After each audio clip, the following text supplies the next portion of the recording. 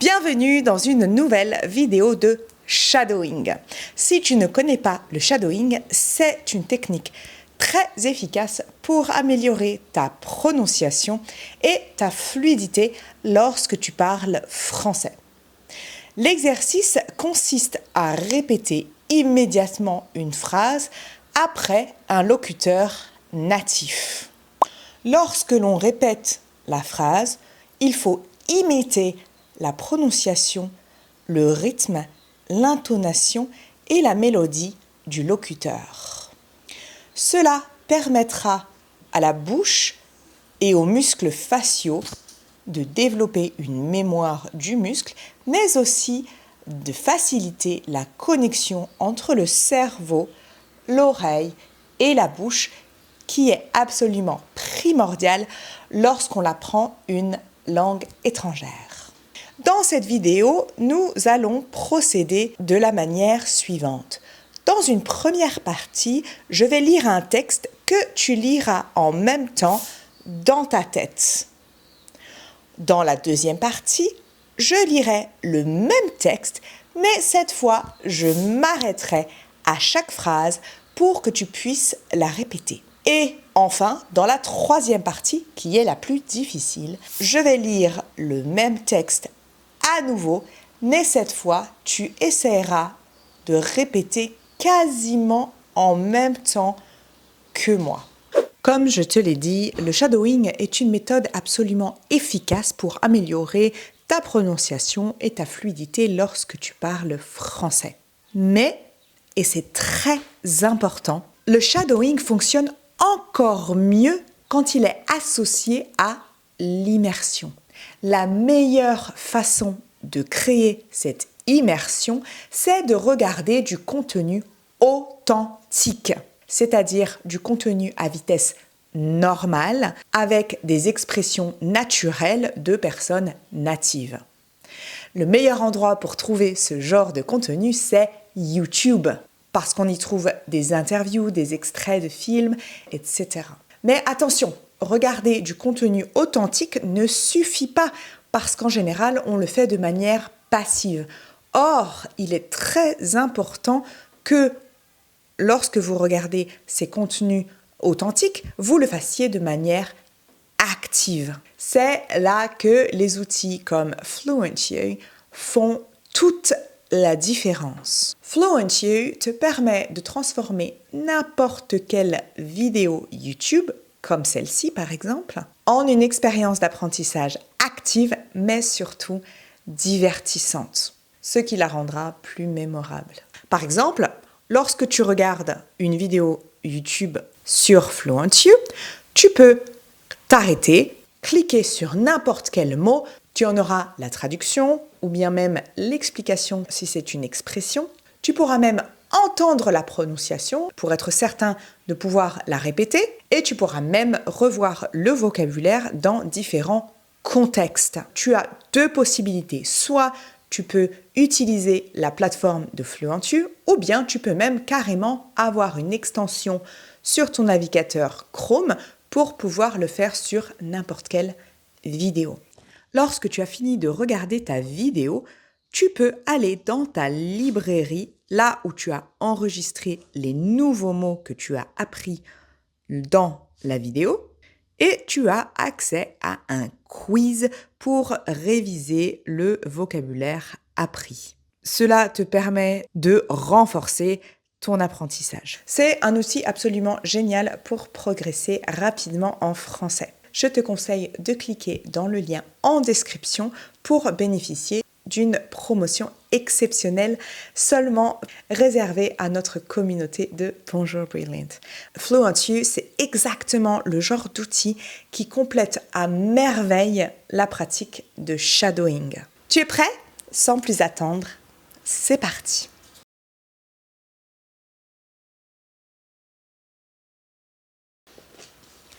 Ce matin, je me suis réveillée avec la boule au ventre. Ça m'arrive de temps en temps. On appelle ça le mal du pays. Pourtant, ça fait plusieurs années que j'ai déménagé à l'autre bout du monde, que j'ai remué ciel et terre pour réaliser mon rêve. La première fois que j'ai ressenti le mal du pays, ça m'est arrivé sans crier gare. Je ne m'y attendais pas vraiment. Je savais que partir serait difficile. Mais je ne pensais pas que le manque serait aussi fort. Au début, tout était nouveau. Les paysages, la langue, les habitudes. J'étais occupée, curieuse et presque euphorique. Je n'avais pas le temps de penser à ce que je laissais derrière moi. Et puis, petit à petit, ça s'est installé. Comme un vide discret et invisible. Impossible à expliquer à quelqu'un qui ne l'aurait jamais ressenti. Ce sont les choses simples qui me manquaient et qui me manquent encore. Des détails auxquels on ne pense jamais. Une façon de dire bonjour, une odeur particulière, un accent. Parfois, il suffisait d'un rien, une chanson entendue par hasard, une photo ou un message reçu trop tard à cause du décalage horaire. Le mal du pays ne fait pas de bruit. Il arrive sans prévenir. Il s'installe doucement, surtout quand on est fatigué ou que l'on se sent seul ou en période de fête.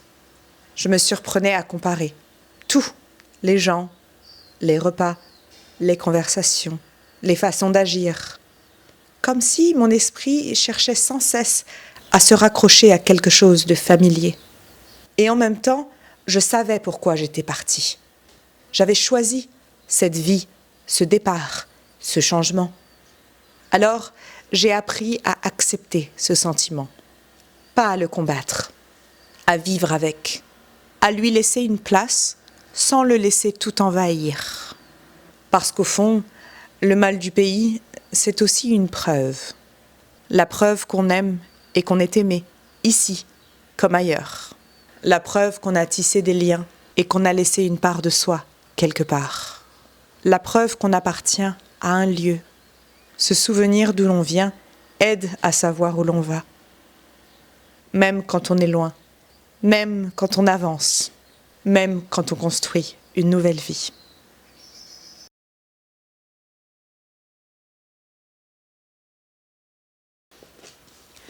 Ce matin, je me suis réveillée avec la boule au ventre.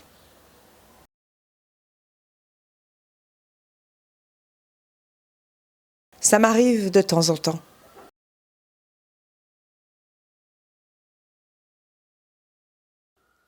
On appelle ça le mal du pays.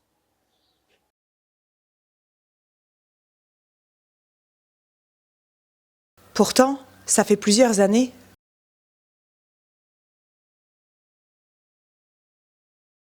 que j'ai déménagé à l'autre bout du monde.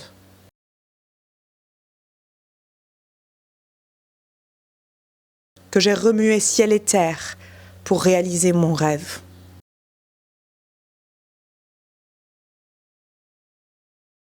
La première fois que j'ai ressenti le mal du pays,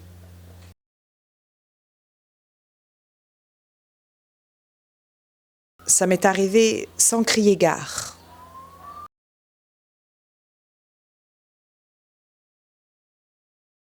Je ne m'y attendais pas vraiment.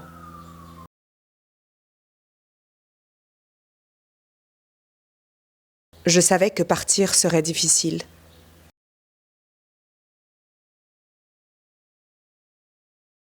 Mais je ne pensais pas que le manque serait aussi fort.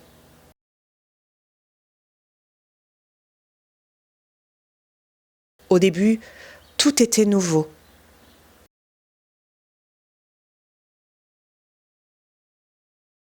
Les paysages, la langue, les habitudes.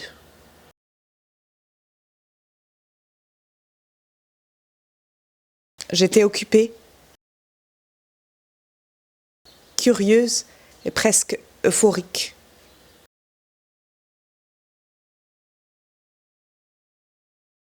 Je n'avais pas le temps de penser à ce que je laissais derrière moi.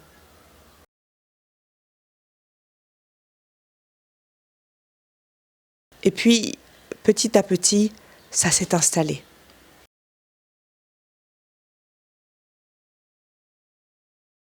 Comme un vide discret et invisible.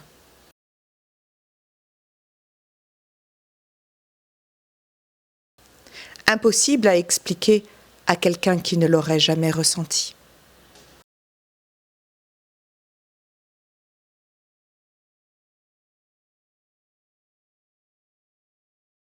Ce sont les choses simples qui me manquaient.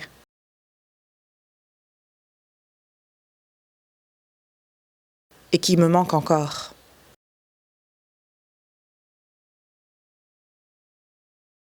Des détails auxquels on ne pense jamais.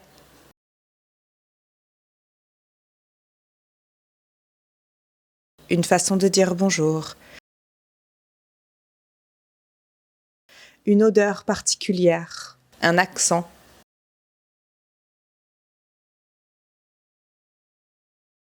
Parfois, il suffisait d'un rien.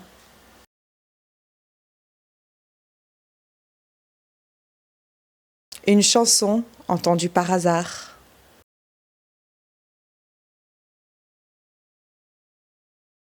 Une photo ou un message.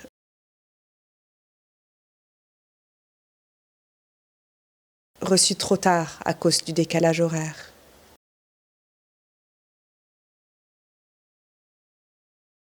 Le mal du pays ne fait pas de bruit.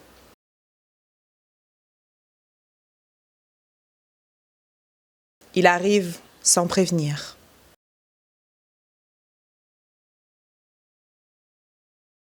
Il s'installe doucement.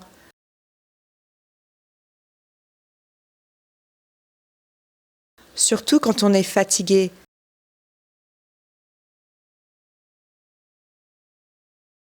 Ou que l'on se sent seul.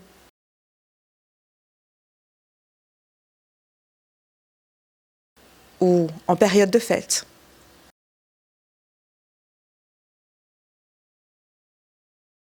Je me surprenais à comparer. Tout.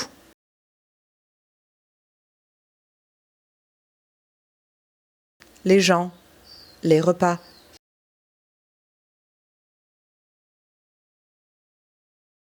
Les conversations, les façons d'agir.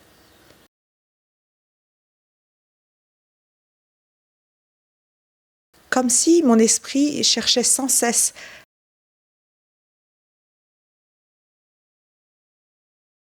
à se raccrocher à quelque chose de familier.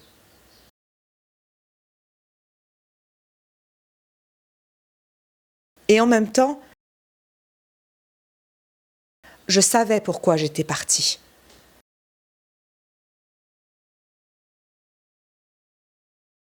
J'avais choisi cette vie.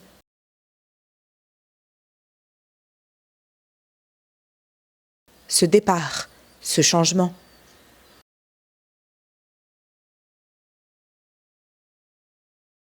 Alors, j'ai appris à accepter ce sentiment.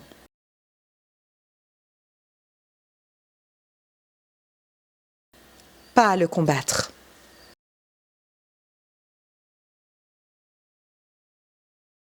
À vivre avec.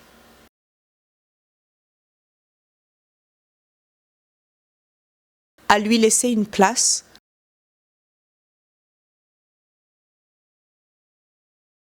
Sans le laisser tout envahir.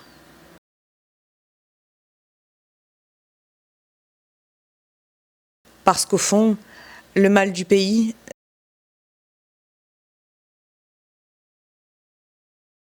c'est aussi une preuve.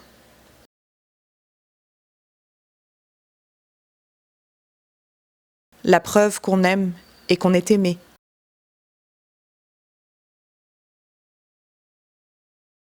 Ici, comme ailleurs.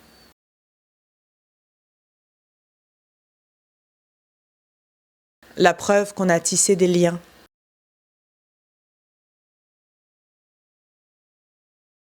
Et qu'on a laissé une part de soi, quelque part.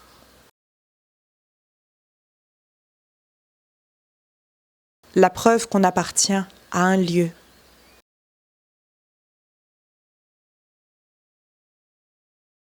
Se souvenir d'où l'on vient aide à savoir où l'on va.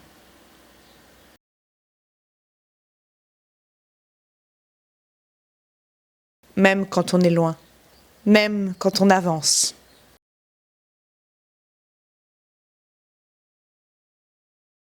Même quand on construit. une nouvelle vie.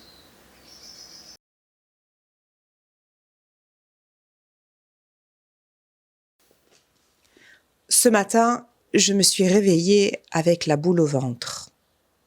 Ça m'arrive de temps en temps. On appelle ça le mal du pays. Pourtant, ça fait plusieurs années que j'ai déménagé à l'autre bout du monde, que j'ai remué ciel et terre pour réaliser mon rêve. La première fois que j'ai ressenti le mal du pays, ça m'est arrivé sans crier gare. Je ne m'y attendais pas vraiment. Je savais que partir serait difficile, mais je ne pensais pas que le manque serait aussi fort. Au début, tout était nouveau. Les paysages, la langue, les habitudes. J'étais occupée, curieuse et presque euphorique. Je n'avais pas le temps de penser à ce que je laissais derrière moi. Et puis, petit à petit, ça s'est installé, comme un vide discret et invisible. Impossible à expliquer à quelqu'un qui ne l'aurait jamais ressenti. Ce sont les choses simples qui me manquaient et qui me manquent encore. Des détails auxquels on ne pense jamais. Une façon de dire bonjour, une odeur particulière, un accent. Parfois, il suffisait d'un rien, une chanson entendue par hasard, une photo ou un message reçu trop tard à cause du décalage horaire. Le mal du pays ne fait pas de bruit. Il arrive sans prévenir. Il s'installe doucement, surtout quand on est fatigué ou que l'on se sent seul ou en période de fête. Je me surprenais à comparer tout, les gens, les repas, les conversations, les façons d'agir, comme si mon esprit cherchait sans cesse à se raccrocher à quelque chose de familier. Et en même temps, je savais pourquoi j'étais partie. J'avais choisi cette vie, ce départ, ce changement. Alors, j'ai appris à accepter ce sentiment, pas à le combattre, à vivre avec, à lui laisser une place sans le laisser tout envahir. Parce qu'au fond, le mal du pays, c'est aussi une preuve. La preuve qu'on aime et qu'on est aimé, ici comme ailleurs. La preuve qu'on a tissé des liens et qu'on a laissé une part de soi quelque part. La preuve qu'on appartient à un lieu. Se souvenir d'où l'on vient aide à savoir où l'on va. Même quand on est loin, même quand on avance, même quand on construit une nouvelle vie. Et voilà, notre pratique est terminée pour aujourd'hui. J'espère qu'elle vous a plu. J'ai particulièrement aimé ce texte parce qu'il me tient à cœur, évidemment. En étant expatriée, la France me manque beaucoup, malgré que j'adore le pays dans lequel je vis. La France est et sera incontestablement et pour toujours le socle de mon identité. Voilà, sans transition, je vous dis à très bientôt pour une nouvelle vidéo. Et surtout, n'oubliez pas, connaître le français, c'est bien, mais le parler, c'est mieux.